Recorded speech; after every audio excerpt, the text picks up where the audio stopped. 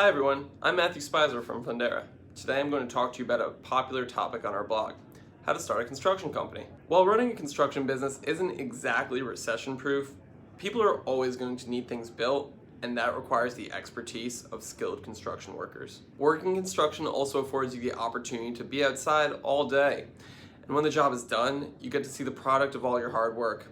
Who wouldn't want that? More importantly, there is money to be made in the construction business.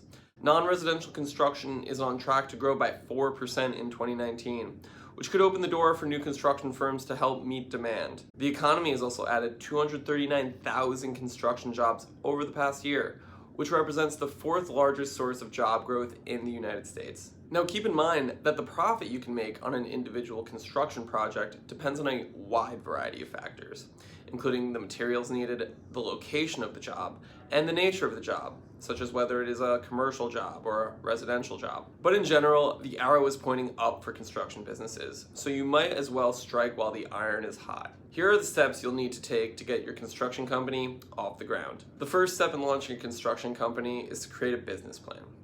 To be honest, you'll need to do this first regardless of the type of business you launch. That's because you need to know exactly when, how, and why you're starting your business. While you may have all this information in your head, it helps to put it down on paper to make sure your ideas can actually work as a business. You also need a business plan so that outside parties can understand your business. This is especially important if you're applying for any kind of business financing.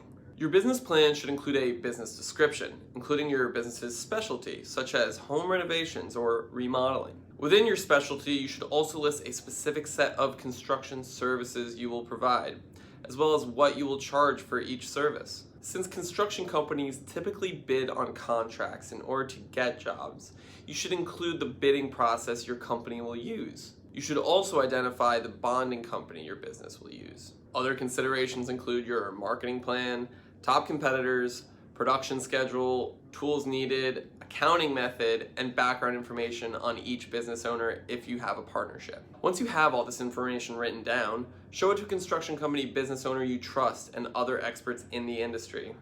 You could also seek out a mentor via SCORE, then refine your plan based on their recommendations. While this seems like a lot of information, writing a business plan actually isn't that complicated. You can even find construction business plan templates to use with a simple Google search. The second step is to register your construction company with your state's regulatory agency. To do this, you'll need to look into the rules, licenses, and registrations required within your business's location. Your county or town may also have specific laws in place. The Department of Labor website has some useful resources to help you get a better idea of how to meet your requirements. Now, before you can get a license, you need to register your business. The most common registration for a construction company is a limited liability company, or LLC. LLCs provide you with easy options for paying business taxes, while also covering your personal assets in case your business goes into debt or faces legal issues. If you're starting very small, you may also want to consider a sole proprietorship, as these cost nothing to register. Just keep in mind though that with sole proprietorships, the company is not a separate entity and the owner has no protection against personal liability. Once your business is registered, apply for the licenses you will need to operate. In some localities, this may be as simple as being a recognized contractor within the town, county, or state. Others may be more specific, such as licenses to install HVAC equipment or do other subcontracting work. You may also need licenses and permits to bid on government contracts, which vary based on where you operate. The company Next Insurance has a helpful guide to what you will need to acquire a construction license in every state. You can check them out using the link below. Step 3 is to insure your business. Insuring your business is just as important as registering it, because the construction is an inherently dangerous business. You're working with heavy machinery, electricity, and all sorts of other equipment that could do a fair bit of damage.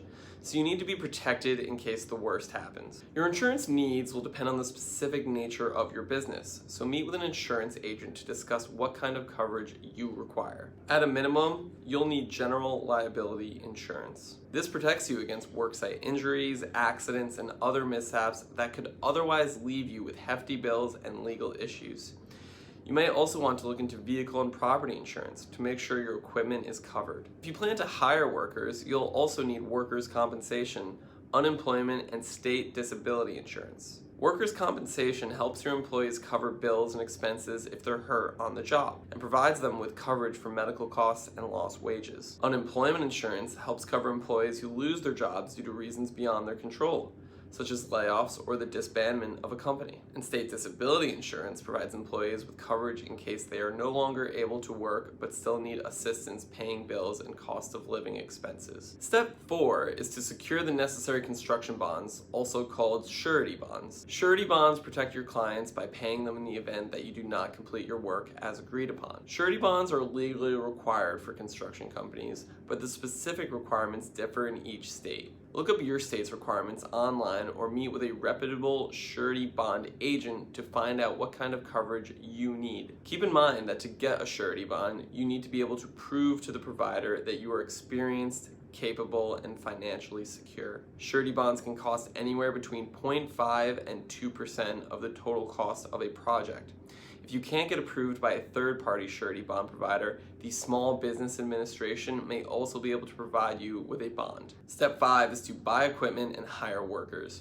The required equipment you will need varies greatly depending on the types of projects you plan on accepting. When just starting out, buying used equipment is a great way to keep costs down. You can also look into equipment financing, which allows you to purchase machinery and use the cost of that machinery as collateral against the loan. This means the lender will take your machinery if you can't make payments. If you plan on taking on larger projects, you will also need to hire a team of skilled workers. Some construction companies wait until they get a job and then hire contractors to work it. This offers you more flexibility because you don't have to keep paying staff during a quiet period. You can also hire workers with specific specializations depending on the type of job. On the other hand, if you have lots of steady work, hiring your own team of full-time employees might save you money in the long run. Step 6 is market your business. This is another one of those steps that is the same regardless of the type of business you operate. For construction companies, marketing means a couple of things. One is to have a professional looking website and strong social media presence. This will allow potential customers to see pictures of your work and read reviews from other customers. 2 is to network in your local community. Try joining community organizations to make connections with people who will be able to help you grow your business. The more connected you are in your community, the easier it will be to spread the word about your business. 3 is to foster relationships with suppliers, subcontractors, building inspectors, and developers. These people will be instrumental in helping you complete your projects, and they may be able to refer new business to you as well. The last step is to start bidding on projects. Construction project bidding is an art in and of itself. Generally, you will need to be able to provide accurate price quotes and deadlines to potential customers. A good construction management software can help you manage this process. Popular options include Procore and CoConstruct. We'll include links to these down below. There are a few things to keep in mind when bidding on construction projects. One is that you shouldn't make promises you can't keep. This means not setting ambitious deadlines that you're not sure you can make. The second is to factor in all costs associated with taking on the job, including buying materials and hiring workers. This will also help you determine your profit margin. If you're very new to the construction game, it also might be helpful to hire a construction administrator. Administrators are specialists in bidding on projects. They can quote prices for jobs, submit invoices, and collect payment on time. Now, if you just listened to all this and thought to yourself, wow, starting a construction business seems expensive, well, you're not wrong. Between supplies, equipment, maintenance, and labor, you're looking at a lot of overhead. Thankfully, there are many different forms of financing out there that can help you as you launch your business. Some offer tons of flexibility, such as a business line of credit.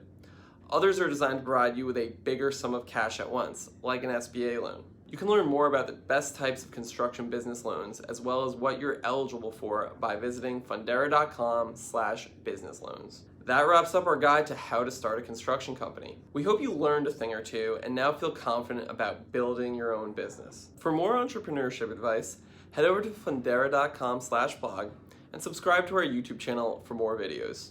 Thanks for watching.